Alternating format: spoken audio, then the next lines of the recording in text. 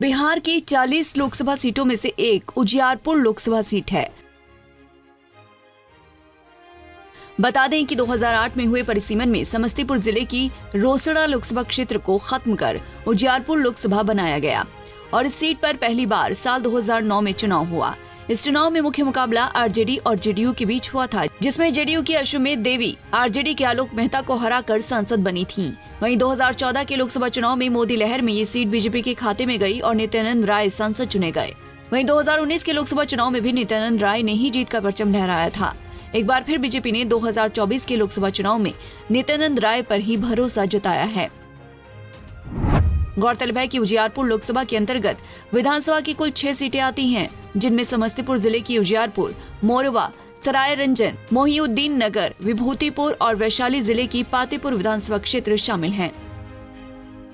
2019 के लोकसभा चुनाव में बीजेपी कैंडिडेट नित्यानंद राय ने जीत हासिल की थी। राय को 5,43,906 वोट मिले थे।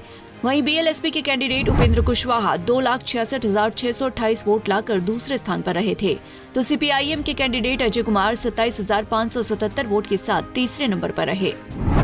अब एक नजर पिछले लोकसभा चुनाव के नतीजों पर डालें तो साल 2014 में इस सीट पर बीजेपी के नित्यानंद राय ने 3,17,352 वोट हासिल कर जीत का परचम लहराया था, तो वहीं आरजेडी के कैंडिडेट आलोक कुमार मेहता 2,56,883 वोट हासिल कर दूसरे स्थान पर रहे थे, जबकि जेडीयू की कैंडिडेट अश्वमेध देवी को 1,19,669 वोट मिले थे और वो तीसरे स्थान पर रही थीं।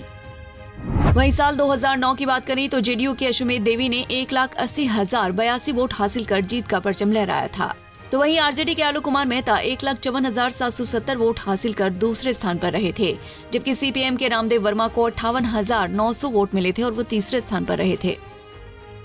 उजियारपुर सीट पर 13 मई को लोकसभा चुनाव होना है। बिहार की उजियारपुर लोकसभा सीट चर्चा के केंद्र में रही है।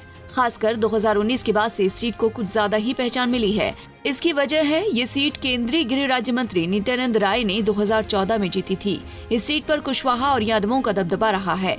यही वजह है कि बीजेपी ने नित्यानंद राय को इस सीट से लगातार तीसरी बार चुनावी मैदान में उतारा है। वहीं इस लोकसभा सीट पर ब्राह्मण और मुस्लिम समाज के मतदाता की भी निर्णायक भूमिका होती है। साथ ही यहाँ अति पिछड़ी जाति के लोग भी बड़ी संख्या में हैं। इस बार भी यहाँ नित्यानंद राय ही चुनावी मैदान में हैं।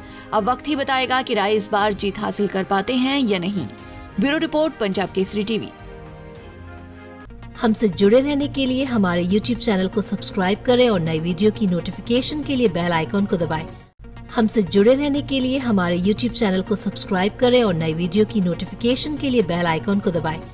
हमसे जुड़े रहने के लिए हमारे YouTube चैनल को सब्सक्राइब करें और नई वीडियो की नोटिफिकेशन के लिए बेल आइकॉन को दबाएं।